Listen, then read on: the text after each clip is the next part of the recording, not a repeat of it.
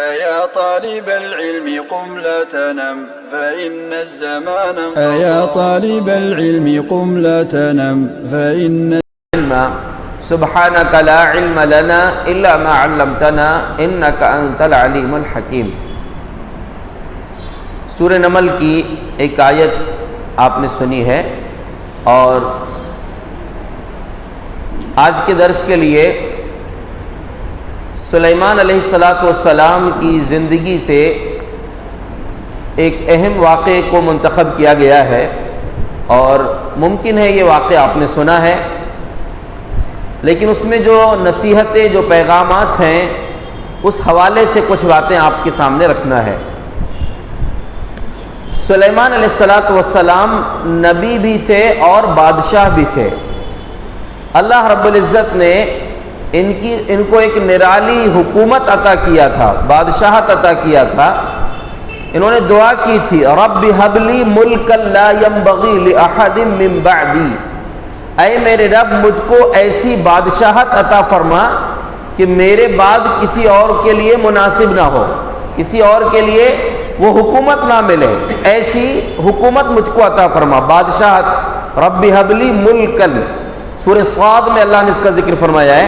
تو اللہ تبارک و تعالیٰ نے ان کی یہ بادشاہت کے مانگنے کی دعا کو قبول فرمایا، اور ان کو انسانوں، جنوں، پرندوں اور دیگر اور بھی مخلوقات، یہاں تک کہ ہواؤں پر بھی بادشاہت عطا فرمائی۔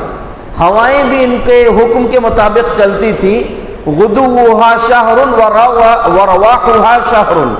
سلیمان علیہ السلام جب کہیں جانا چاہتے تھے تو ہوائیں ان کو ایک مہینے کا سفر جو ہے وہ صبح سے دوپہر تک کے وقت میں کر لیتے تھے، ایک مہینے کا سفر، اور شام کے کچھ حصے میں ایک مہینے کا سفر طے کر لیتے تھے۔ ایسے اللہ رب العالمین نے ان کو ہواؤں کا اختیار عطا کیا تھا، جنوں کی حکومت دیا تھا، جن ان کے حکم کے مطابق عمل کرتے تھے۔ یعنی جیسا کہ لوگ دعویٰ کرتے ہیں نا کہ جن ہمارے قبضے میں ہے، ہم نے اس سے پہلے بتایا کہ صحیح معنوں میں اصل چیز یہ ہوتی ہے کہ شیطان، جن جو سرکش جن ہوتے ہیں، وہ شیطان کے کام نہیں آتے، بلکہ شیطان کو اپنے کام میں لگا لیتے ہیں۔ انسان کے کام نہیں آتے، انسان کو اپنے قبضے میں لے لیتے ہیں۔ جب تک شیطان کے کام انسان نہ آئے، کوئی غلط کام نہ کرے، تو وہ اس کا کام نہیں کرتے۔ تو سلیمان علیہ السلام کو اللہ رب العالمین نے یہ شان عطا کیا تھا کہ جن بھی ان کے حکم پر عمل کرتے تھے۔ ایک مرتبہ نبی صلی اللہ علیہ وسلم نے صحابہ کرام سے بتایا کہ آج ایک جن آ گیا تھا نماز کے وقت میں، جو مجھے نماز میں خلط ملط کرنا چاہتا تھا، نماز میں ڈسٹرب کرنا چاہتا تھا۔ میں نے اس کو پکڑ لیا اور دل چاہا کہ اس کو مدینے کی مسجد نبوی کے ستون سے باندھ دوں، لیکن پھر یہ خیال آیا کہ میرے بھائی سلیمان نے، انبیاء آپس میں بھائی بھائی ہیں، کہا کہ میرے بھائی سلیمان کا خیال آیا، ان کی دعا یاد آ گئی کہ انہوں نے اللہ سے مانگا تھا کہ ایسی حکومت، ایسی بادشاہت دے جو میرے بعد کسی کے لیے ممکن نہ ہو۔ تو اللہ رب العالمین نے ان کو یہ چیز عطا کیا تھا، ان کی دعا یاد آ گئی تو میں نے اس کو چھوڑ دیا، ورنہ ستون میں باندھ دیتا اور مدینے کے بچے بھی اس کو دیکھتے، صبح کھیلتے اس سے۔ تو سلیمان علیہ السلام کو اللہ رب العالمین نے یہ نرالی حکومت عطا کیا تھا۔ تو جب یہ کہیں جانے کے لیے نکلے تو ان کا پورا لشکر ان کے لیے جمع کیا گیا۔ لشکر میں پرندے بھی تھے، جن بھی تھے، انسان بھی تھے، سب شامل تھے۔ اللہ رب العالمین نے فرمایا وَحُشِرَ لِسُلَيْمَانُ جُنُودُهُ وَهُمْ يُوزَعُونَ۔ سلیمان علیہ السلام کے لیے ان کا لشکر جمع کیا گیا اور ان کو الگ الگ بانٹ دیا جاتا تھا، یعنی انسانوں کی جماعت الگ، جنوں کا الگ، پرندے الگ، جانور الگ، سب الگ الگ ہوتے تھے۔ اور ایک روایت، کچھ مفسرین نے یوزعون کا معنی یہ کیا ہے کہ وہ بہت لمبا لشکر ان کا ہوتا تھا، اس لیے جگہ جگہ اس لشکر کو ترتیب دینے کے لیے روکا جاتا تھا۔ تو سلیمان علیہ السلام کا لشکر جا رہا تھا، تو جیسے کہ چیونٹی کا ذکر آپ نے سنا، چیونٹیوں کے پاس سے جب گزرے تو چیونٹی نے اپنے ساتھیوں سے کہا کہ اپنے بلوں میں چلے جاؤ، کہیں سلیمان علیہ السلام اور ان کا لشکر غیر شعوری طور پر تم کو روند کرنا چلا جائے۔ سلیمان علیہ السلام کی زندگی سے ایک سبق یہ، چیونٹیوں کا جو تذکرہ کل بھی ہم نے کیا تھا، اور ایک نبی کے بارے میں حدیث میں ہے کہ ایک نبی کہیں جا رہے تھے، راستے میں ایک چیونٹی نے ان کو ڈس لیا، چیونٹی نے کاٹ دی ان کو۔ تو وہ جو چیونٹیوں کا پورا علاقہ تھا وہاں، کئی شاید آپ نے دیکھا ہوگا چیونٹیاں گھر بناتی ہیں، وہ مٹی کے جو ہے کھیتوں میں عام طور سے وہ دکھتے ہیں، تو وہ نبی نے کیا کرے، پوری کی پوری چیونٹیوں کی جماعت کو جلوا دیے اپنے ساتھیوں کو حکم دے کر. تو اللہ نے وحی کیا حل نملۃ واحدہ، تم نے اگر مارے ہی تھے تو ایک چیونٹی کو مارنا تھا. تم نے پوری ایک چیونٹیوں کی ایک قوم کو، ایک جماعت کو قتل کر دیا، ختم کر دیا. قوم تسبح، ایسی قوم جو اللہ کی تسبیح بیان کرتی ہے، اللہ کی تسبیح بیان کرتی ہیں چیونٹیاں، اور تم نے ان کو قتل کر دیا، ان کو مار دیا. تم کو اگر تکلیف پہنچائی تھی تو ایک چیونٹی کو مار دیے ہوتے. اس چیز کا خیال رکھیں. نبی صلی اللہ علیہ وسلم کا فرمان ہے 4 چیزوں کو قتل نہیں کرنا. کون سی 4 چیزیں؟ ایک چیونٹی ہے، ایک شہد کی مکھی ہے، مارنا نہیں ان کو. ہاں چیونٹی جیسے کبھی کبھی کسی گھر میں بہت زیادہ چیونٹی ہو گئی تو کوئی حدیث کے شارحین نے یہ بات لکھی ہے کہ اگر بہت زیادہ چیونٹیاں ہو گئی ہیں کوئی گھر میں اور پریشان کر رہی ہیں تو کوئی دوا وغیرہ استعمال کر کے ان کو مار سکتے ہیں، ورنہ عام حالات میں چیونٹیوں کو مارنا نہیں، نبی صلی اللہ علیہ وسلم نے منع کیا ہے. اور کبھی ایسا ہو کہ کوئی ایک چیونٹی اگر کاٹ دی ہے تو اس کو آپ مار سکتے ہیں، جیسا کہ وہ نبی سے اللہ تبارک و تعالیٰ نے فرمایا کہ مارے ہی تھے تو ایک چیونٹی کو مارنا تھا جس نے تم کو نقصان پہنچائی تھی. تو چیونٹی کو نہیں مارنا، شہد کی مکھی کو نہیں مارنا. شہد کی مکھی اتنی محنت کر کے اللہ کے حکم سے بہت سارے پھولوں کا اور پھلوں کا رس چوس کر ہمارے لیے شہد بناتی ہے. لوگ ایک غلطی کرتے ہیں شہد توڑنے والے کہ پورے وہ شہد کے چھتے کو شہد حاصل کرنے کے لیے وہ مکھیوں کو جلا دیتے ہیں. غلط بات ہے، یہ جرم ہے یہ.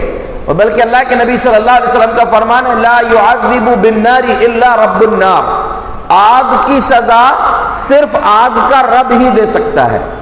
یعنی اللہ رب العالمین کو اختیار ہے، آپ کسی کو جلا نہیں سکتے. اور وہ خوارج جو کا فتنہ آیا تھا حضرت علی رضی اللہ عنہ کے زمانے میں، تو انہوں نے کچھ لوگوں کو جو باغی ان میں سے کچھ لوگوں کو جلا دیا تھا حضرت علی رضی اللہ عنہ. وہ علی کو رب ماننے لگے تھے، تو جب انہوں نے جلا دیا تو کہا دیکھو آگ کا رب ہی جو ہے آگ کی سزا دے سکتا ہے، اور انہوں نے یہ کام کیا اس لیے ہم ان کو مان رہے ہیں. بہرحال وہ ان کے ایک اپنا غلط رخ تھا، غلط نظریہ تھا. تو اللہ رب العالمین نے آگ کا عذاب دینے سے منع کیا ہے. تو جو مکھیوں کو جلا دیتے ہیں شہد کی، وہ نہیں کرنا بالکل. آپ کسی اور طریقے سے ان کو ہٹا دیں اور شہد حاصل کر لیں، لیکن مکھیوں کو جلانا نہیں ہے. تیسرا ہے ہدہد. ہدہد پرندے کو مارنے سے منع کیا گیا ہے، اور اسی کا واقعہ میں آپ کے سامنے ہم بیان کرنا چاہ رہے ہیں. اور چوتھا ایک پرندہ ہے سورد، جس کو عربی میں بولتے ہیں سورد، صاد را دال. اس کو اردو میں ترجمہ کیا جاتا ہے لٹورا. آپ اس کو یوٹیوب میں تلاش کر کے دیکھیں، آپ کو دکھ جائے گا وہ کون سا پرندہ ہے. تو اب اس کی حکمت مجھے نہیں معلوم کہ وہ کس وجہ سے اس کو اللہ نے قتل کرنے سے، مارنے سے منع کیا ہے. ہدہد نے اللہ رب العالمین کی توحید کا پیغام لوگوں کے سامنے پیش کیا ہے، اور ایک قوم جو شرک کر رہی تھی اس کی خبر وقت کے نبی کو لا کر دیا تھا. اس کے اس عمل کی وجہ سے ممکن ہے اللہ رب العالمین نے اس کو قتل کرنے سے، پوری ایک یعنی اس کی نسل کو ہی قتل کرنے سے اللہ رب العالمین نے منع کر دیا. تو حضرت سلیمان علیہ السلام اپنے لشکر کے ساتھ جب نکلے، فقال ما لي لا ارى الهدهد ام كان من الغائبين لاعذبنه عذابا شديدا او لاذبحنه او لياتيني بسلطان مبين. سلیمان علیہ السلام نے جب اپنے پورے لشکر کو چیک کیا تو ان کو ہدہد نظر نہیں آیا. اس سے ایک بہت اہم سبق یہ ہے، جو ذمہ دار لوگ ہیں، کوئی استاد ہے، کوئی قوم کا بڑا ہے، کسی کو اللہ نے حکومت عطا کیا ہے یا کسی جماعت کا، کسی جگہ کا ذمہ دار بنایا ہے، تو ان کی ذمہ داری ہے کہ ہر فرد کی فکر کرنے کی کوشش کریں. ایک استاد ہے، کلاس میں جو بچے پڑھنے آتے ہیں ان کی حاضری لے، ان کو معلوم کرے کہ کل کیوں نہیں آئے تھے تم. اس کو مناسب اگر ضرورت پڑے تو سزا دی جائے غیر حاضری پر، تاکہ وہ ایمانداری کے ساتھ، پابندی کے ساتھ پڑھنے آئے. تو سلیمان علیہ السلام نے کہا کہ کیا بات ہے، ہدہد نظر نہیں آ رہا ہے، یا واقعی وہ لشکر میں نہیں ہے، یا مجھ کو نہیں دکھ رہا ہے.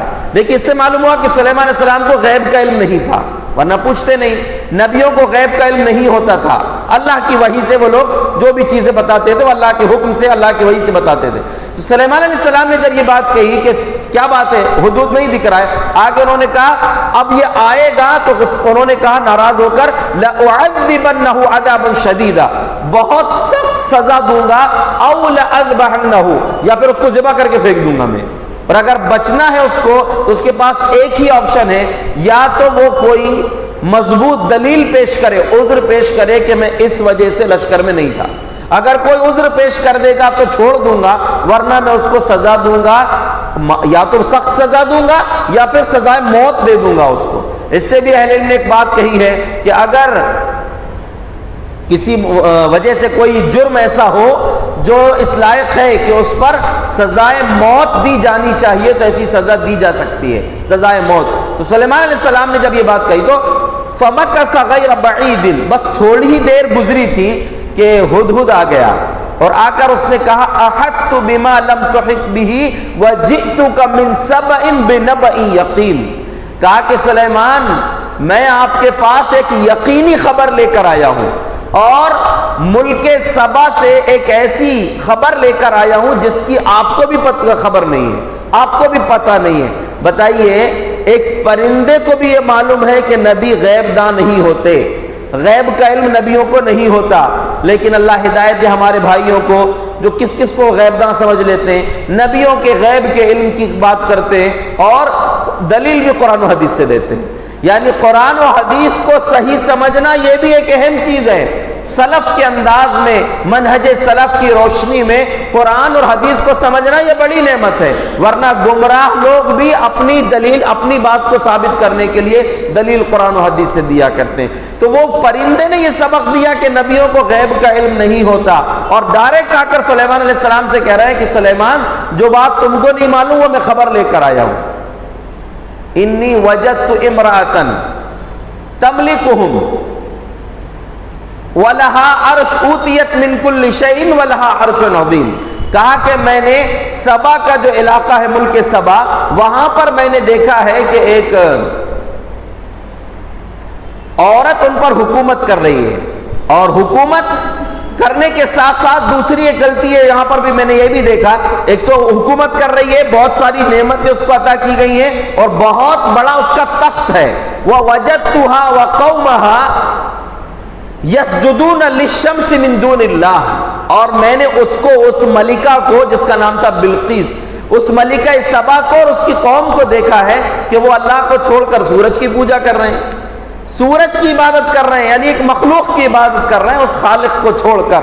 وَزَيَّنَ لَهُمُ الشَّيْطَانُ أَعْمَالَهُمْ فَهُمْ لَا يَهْتَدُونَ اللہ يسجدوا للہ الذی یخرج الخبأ فی السماوات وفی الارض ویعلم ما تبدون وما تخفون، کہا کہ عجیب لوگ ہیں، شیطان نے ان کو جو ہے بہکا کر رکھا ہے، شیطان نے ان کے عمل کو مزین کر کے رکھ دیا ہے، اسی کو وہ اچھا سمجھ رہے ہیں، اور وہ لوگ ہدایت پر بھی نہیں آ پا رہے ہیں، صحیح راستے پر نہیں آ پا رہے ہیں کہ وہ اللہ رب العالمین کی عبادت کرتے، اس ذات کو سجدہ کرتے جو ذات ہر پوشیدہ اور کھلی چیز کو جانتی ہے، یعنی اللہ رب العالمین سب کچھ جانتا ہے، اور جو پوشیدہ رازوں کو ظاہر کرنے والا ہے اللہ رب العزت، اس کو چھوڑ کر ان کی وہ سورج کی عبادت کر رہے ہیں۔ تو سلیمان علیہ السلام نے کہا کہ سننظر اصدقت ام کنت من الکاذبین، نہیں تیری بات اتنی آسانی سے ہم مانیں گے نہیں۔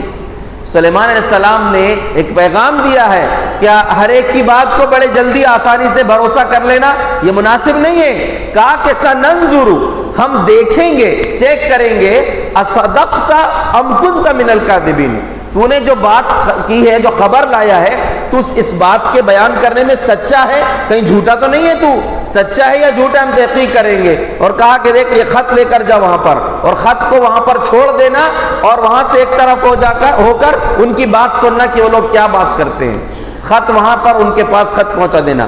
کتنی دور تھا یہ؟ 1500 کلومیٹر تھا وہ علاقہ۔ یہ بیت المقدس میں سلیمان علیہ السلام کہاں تھے؟ فلسطین میں، اور وہ سبا کا علاقہ، جو سبا ایک ایریا ہے، اور ایک آدمی کا بھی نام تھا، اسی پر ایک قوم کا بھی نام تھا، اور اسی نام پر ایک شہر بھی تھا۔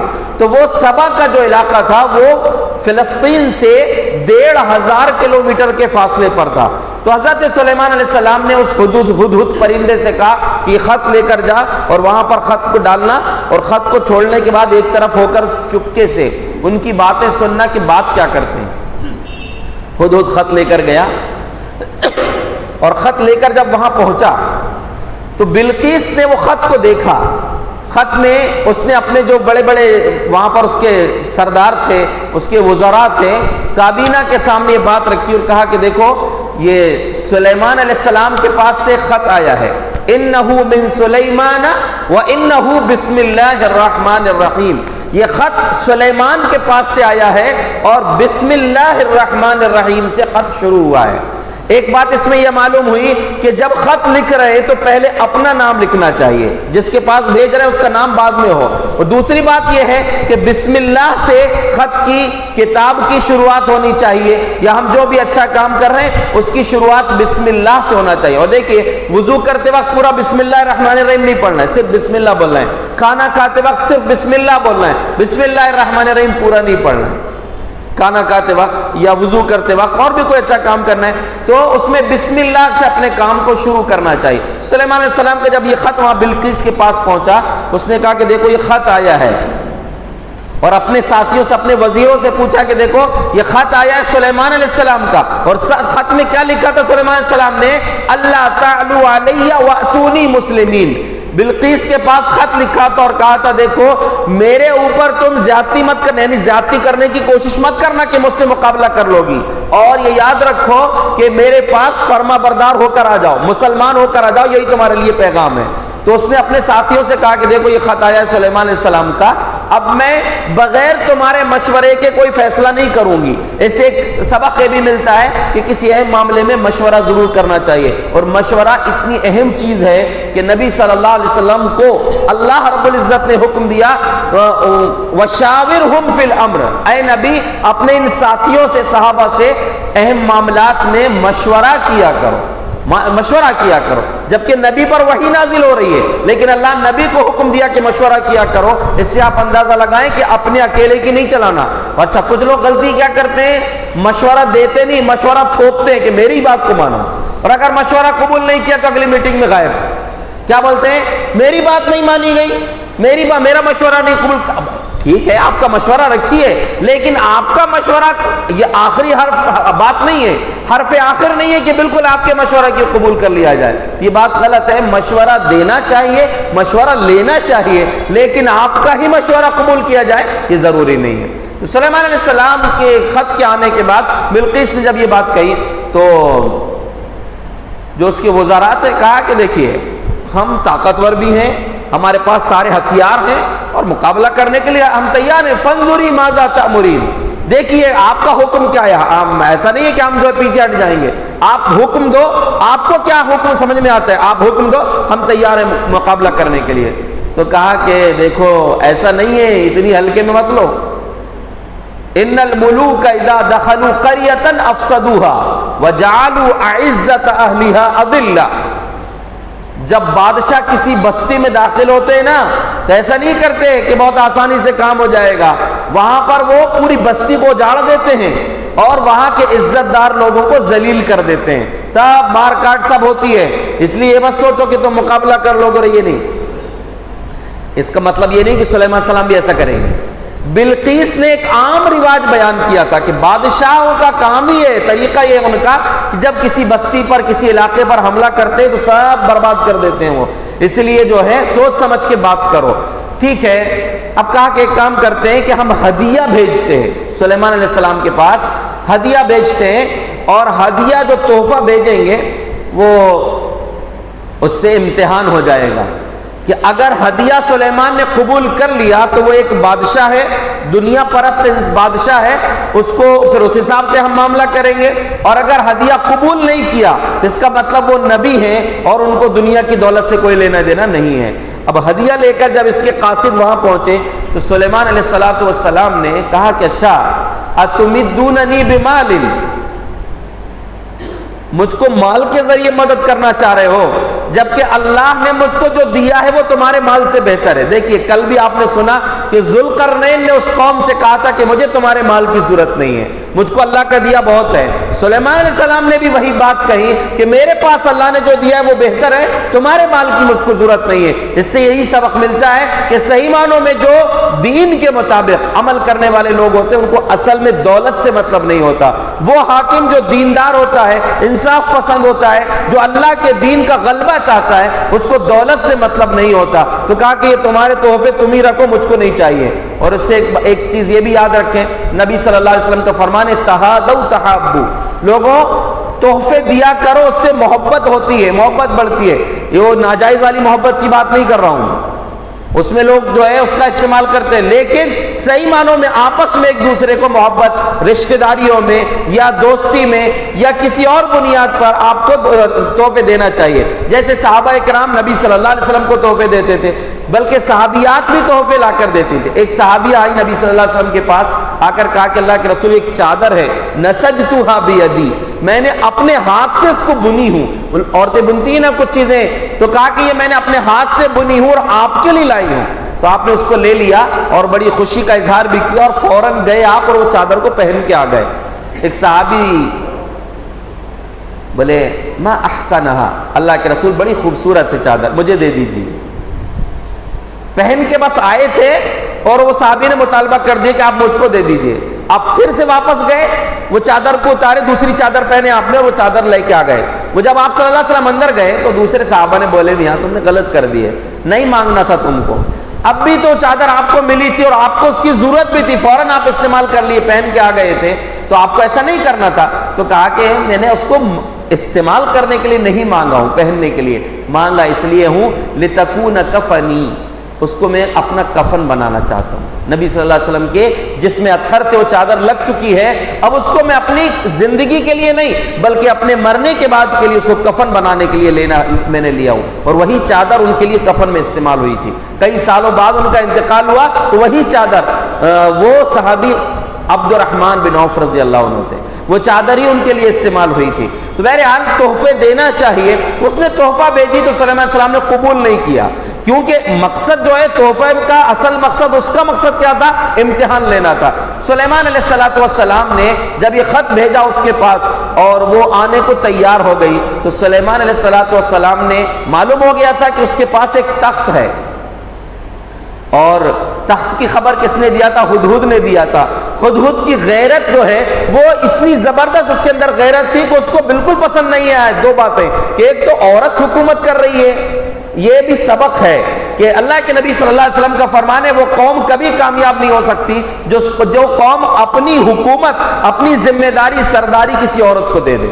تو عورت کی سربراہی جو ہے شریعت میں صحیح نہیں ہے، اور ایک گھر کا بھی جو ذمہ دار ہے وہ مرد کو ہونا چاہیے، اصل جو ہے حاکم وہ یعنی ذمہ دار وہ مرد ہے، اس کے ماتحت عورت رہے گی۔ ایسا اچھا اس کا یہ بھی مطلب نہیں ہے کہ بالکل عورت کی کوئی حیثیت ہی نہیں ہے، عورت سے مشورہ کرنا چاہیے، بیوی سے مشورہ کرنا چاہیے۔ بہت سارے مسائل ایسے ہوتے ہیں بیوی کا صحیح مشورہ انسان کے کام آ جاتا ہے۔ نبی صلی اللہ علیہ وسلم حدیبیہ کے موقع پر بڑے پریشان ہو گئے تھے، صحابہ کرام بڑے غم میں تھے، آپ نے حکم دیا کہ اپنے سر ہی قلم مون لو، سروں کو، بالوں کو قلم کر لو، حلق کر لو، تو کوئی بھی نہیں سنے۔ یعنی تعجب کی بات تھی کہ جو صحابہ سر کٹانے کو تیار ہوتے تھے وہ سر مونڈنے کو تیار نہیں تھے بال صاف کرنے کے لیے۔ آپ بڑے پریشان ہو گئے، اپنے خیمے میں گئے تو ام سلمہ رضی اللہ عنہا تھی وہاں، پوچھا کیا بات ہے؟ کہا کہ میں نے صحابہ کو حکم دیا لیکن وہ بات مانے نہیں۔ تو آپ ام سلمہ رضی اللہ عنہا نے کہا کہ آپ ایک کام کیجئے، اپنا سر مونڈ لیجئے، وہ لوگ خود کر لیں گے۔ جب آپ نے اس مشورے پر عمل کیا تو آپ کو دیکھ کر سارے صحابہ جو سر مونڈ لیے۔ تو بیوی کا مشورہ بھی بڑے کام آتے ہیں، مشورے جو ہے کام آتے ہیں، اور بلکہ اسلام کی ابتدا میں ہی بیوی کا، ایک عورت کا اہم ترین کردار ہے۔ ام المومنین خدیجہ رضی اللہ عنہا نے تسلی دی تھی، آپ تو ڈرے ہوئے تھے، آپ کو لگ رہا تھا کہ میری جان کا خطرہ ہے، آپ کو حضرت خدیجہ رضی اللہ عنہا نے تسلی بھی دی تھی، اور ایک ماہر انسان ورقہ بن نوفل کے پاس لے جا کر اور جو ہے ان کو آپ نے تسلی کا سامان کیا تھا، انتظام کیا تھا۔ تو ہمیں یاد رکھنا چاہیے کہ اصل چیز یہ ہے کہ مرد کی حکومت ہونا چاہیے لیکن عورت کو بھی مشورے کے لائق سمجھیں۔ سلیمان علیہ السلام نے اپنے جو ساتھ میں بیٹھنے والے لوگ تھے ان سے کہا کہ ایکم یاتینی بعرشہا، کون ہے جو اس کے تخت کو میرے پاس لے کر آ سکتا ہے؟ فقال عفریت من الجن، ایک بڑا ہیکل طاقتور جن تھا، اس نے کہا کہ انا آتیک بہا قبل ان تقوم من مقامک، آپ کی جو حکومت کی جو تخت رہتا ہے نا، یعنی جو دربار لگتا ہے آپ کا، سلیمان علیہ السلام کا دربار لگتا تھا آدھے دن کا، صبح سے دوپہر تک، کہا کہ یہ آپ کی مجلس ختم ہونے سے پہلے میں وہ تخت کو لے آؤں گا۔ کتنے دور سے؟ 1500 جانا ہے اور 1500 کلومیٹر واپس آنا ہے، اور بہت لمبا چوڑا اس کا بہت بڑا تخت تھا، اس کو اٹھا کر لے کر آنا ہے، تو 3-4 گھنٹے کے اندر میں لے کر آ جاؤں گا۔ سلیمان علیہ السلام کو جب اس نے بات کہی تو وہیں پر ایک اور شخص تھا، دوسرے نے کہا وقال رجل عنده علم من الكتاب، ایک شخص نے کہا جس کے پاس کتاب کا علم تھا، انا آتیک بھی قبل ان یرتد الیک طرفک، یہ تو 4 گھنٹے کی بات کر رہا ہے، میں 1 سیکنڈ میں، 1 لمحے میں، پلک جھپکنے کے برابر کے لمحے میں لے کر آ سکتا ہوں۔ یہ کون تھا؟ یہ انسان تھا، وہ جن تھا جس نے کہا کہ میں جتنی دیر میں آپ کی مجلس ختم ہوگی جب لاؤں گا، لیکن یہ انسان تھا، اس کی انسان کی طاقت نہیں تھی، اصل طاقت کیا تھی؟ عنده علم من الکتاب، اس کے پاس کتاب کا علم تھا۔ کون سی کتاب کا علم تھا؟ کیا علم تھا؟ وہ اللہ کو معلوم، اللہ نے اس کی تفصیل بیان نہیں کیا، لیکن یہ انسانوں کے لیے سبق ہے کہ اللہ چاہے تو کچھ بھی کر سکتا ہے، یعنی جو اللہ رب العالمین جو کام کرنا چاہے کن فیکون، ہو جا تو ہو جاتی ہے۔ اللہ کی قدرت سے کوئی چیز باہر نہیں ہے، اللہ رب العالمین کی طاقت سے کوئی چیز باہر نہیں ہے، تو اللہ نے اس کو وہ علم عطا کیا، اور یہ ایک معجزہ تھا، ایک کرامت تھی جو اللہ کے حکم سے معاملہ ہوتا ہے۔ تو سلیمان علیہ السلام نے جیسے اس کو تخت کو، یعنی ابھی تو وہ بول رہا تھا کہ 3-4 گھنٹے میں لے آؤں گا، وہ تخت آ چکا، صرف پلک جھپکنے یعنی کلک کرنے میں، وہ جو ہے جیسے ہم کوئی چیز سینڈ کرتے ہیں کہیں موبائل کے ذریعے، تو صرف کلک کرتے ہیں، سینڈ کرتے ہیں، وہ پہنچ جاتی ہے وہاں پر۔ ایسے ہی وہ کون سا علم تھا کہ وہ چیز ہی، یعنی وہ پورا کا پورا تخت اٹھا کر اس نے سلیمان علیہ السلام کے سامنے پیش کر دیا۔ سلیمان علیہ السلام نے کہا ھذا من فضل ربی، یہ میرے رب کا فضل ہے۔ کل بھی آپ نے سنا تھا کہ بڑے سے بڑے کارنامے میں بھی انسان کو اپنی تعریف نہیں کرنا چاہیے، اللہ کا شکر ادا کرنا چاہیے۔ سلیمان علیہ السلام نے کہا کہ میرے رب کا فضل ہے۔ اور اسی سے متعلق ایک اور چیز جو پیچھے گزر چکی، سلیمان علیہ السلام نے جو چیونٹی کی بات کو سنا تھا، فتبسم ضاحکا من قولها، سلیمان علیہ السلام چیونٹی کی بات کو جو سنے تھے کہ اے چیونٹیوں اندر چلی جاؤ، یہ لوگ کہیں روند نہ دیں، تو اس کی بات کو سن کر مسکرا دیے تھے اور کہا تھا ربی اوزعنی ان اشکر نعمتک التي انعمت علی وعلی والدی وان اعمل صالحا ترضاه واصلح لی فی ان اعمل صالحا ترضاه وادخلنی برحمتک فی عبادک الصالحین۔ سلیمان علیہ السلام نے دعا کی تھی کہ اے میرے رب مجھ کو توفیق دے کہ میں ان نعمتوں کا شکر ادا کروں جو تو نے مجھ کو دیا ہے، اور ان نعمتوں کا بھی شکر ادا کروں جو تو نے میرے والدین کو دیا ہے۔ اور یہ دعا بڑی قیمتی دعا ہے، اس کو ہمیشہ یاد رکھیں۔ یہ سورہ نمل میں آیت نمبر 19 میں یہ دعا ہے، سورہ نمبر 27 آیت نمبر 19، یہ دعا ضرور یاد کریں، ربی اوزعنی، یہاں سے لے کر جب بھی کوئی نعمت آپ کو ملے تو اللہ کا شکر ادا کریں۔ اور بڑی تعجب کی بات یہ ہے کہ اپنی نعمتوں کا بھی شکر ادا کرنا ہے، اور وہ نعمتیں جو ماں باپ کو ملی ہیں۔ کیوں کرنا ہے؟ ایک وجہ تو یہ ہے کہ جو نعمتیں آپ کو ملی ہیں اور ماں باپ کو ملی ہیں، اگر ان کا شکر ادا کریں گے تو اللہ رب العالمین ان نعمتوں کو برقرار رکھے گا۔ اور جن لوگوں نے نعمتوں کے ملنے کے بعد عیاشی بدماشی کیے ہیں، ان کی نعمتیں برباد ہو گئیں۔ آپ اپنے ملک کو دیکھیں، بہت سارے اپنے علاقوں کو دیکھیں، بڑے بڑے دولت مند تھے، بڑے بڑے زمیندار تھے، لیکن ان زمینوں کا، ان دولتوں کا صحیح استعمال نہیں کیا، اللہ نے سب ختم کر دیا۔ تو نعمتوں کا شکر یہ ہے کہ زبان سے بھی شکر ادا ہو، اور شکر کا دوسرا طریقہ یہ ہے کہ ان نعمتوں کا صحیح استعمال بھی کریں، صحیح راستے پر استعمال کریں، تو نعمتیں برقرار رہتی ہیں۔ اور ماں باپ کی نعمتوں کا شکر ادا کیوں کریں؟ اس لیے کہ ماں باپ کے بعد وہ نعمتیں تو آپ کو ہی ملنے والی ہیں نا، اس کا مطلب یہ کہ وہ نعمتیں بھی آپ کی ہی ہیں، وراثت میں آپ کو ہی ملیں گی، اس لیے ان نعمتوں کا بھی شکر ادا کریں۔ اور یہی دعا جو ہے سورہ احقاف میں بھی ہے، وہاں تھوڑے سے الفاظ میں تبدیلی ہے، لیکن وہ بھی بڑی قیمتی دعا ہے۔ الفاظ سیم وہی ہیں، آخر کے الفاظ ہیں وَأَصْلِحْ لِي فِي ذُرِّيَّتِي إِنِّي تُبْتُ إِلَيْكَ، اللہ میری اولاد کی بھی اصلاح کر دے۔ یہ دعا کب پڑھنا ہے؟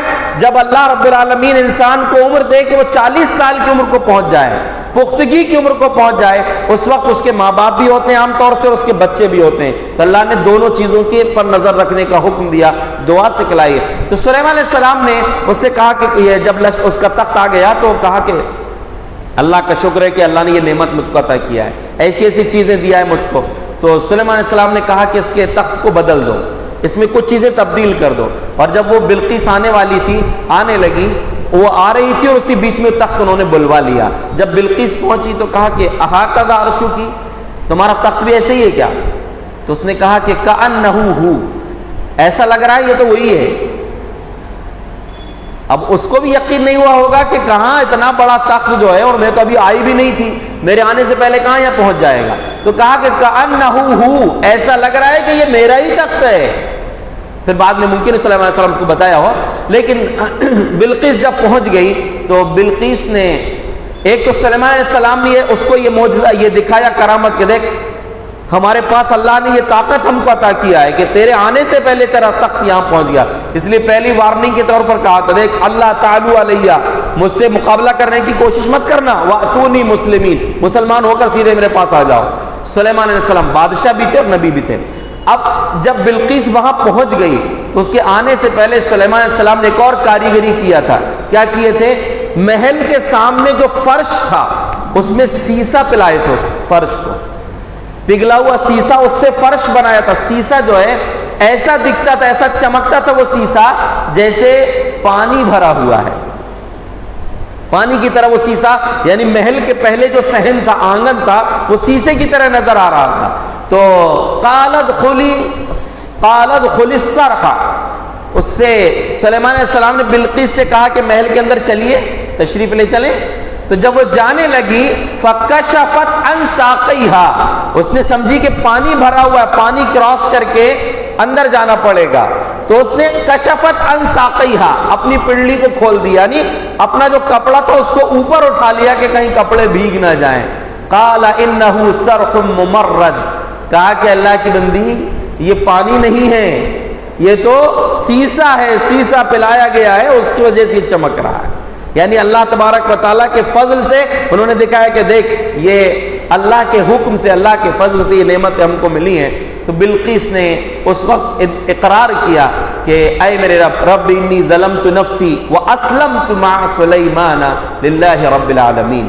کہا کہ اے میرے رب میں نے اپنے آپ پر بہت ظلم کیا، یعنی اب تک جو کر رہی تھی، سورج کی پوجا کر رہی تھی، تیری نافرمانی کر رہی تھی، اس سے میں توبہ کرتی ہوں اور اب سلیمان علیہ السلام کے سامنے میں اسلام قبول کرتی ہوں، مسلمان ہو جاتی ہوں اور اپنے رب کی فرما بردار ہو جاتی ہوں. یہیں تک سلیمان علیہ السلام کے اس واقعے کو اللہ رب العالمین نے بیان کیا ہے. اس کے بعد کیا ہوا اللہ بہتر جانتا ہے. مفسرین نے غالباً یہ بات بھی کہی ہے کہ پھر ان کا نکاح بھی ہو گیا بلقیس سے، اللہ عالم.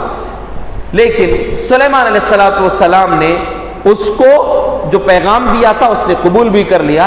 ہمارے لیے بھی ایک بڑا قیمتی سبق ہے، یعنی جس کو اللہ نے جیسی طاقت دیا ہے، سلیمان علیہ السلام کو اللہ نے بادشاہ دیا تھا تو اس کے شایان شان انہوں نے وقت کی جو بادشاہ تھی اس کو باقاعدہ پیغام بھیجا، توحید کا پیغام، اسلام کا پیغام دیا.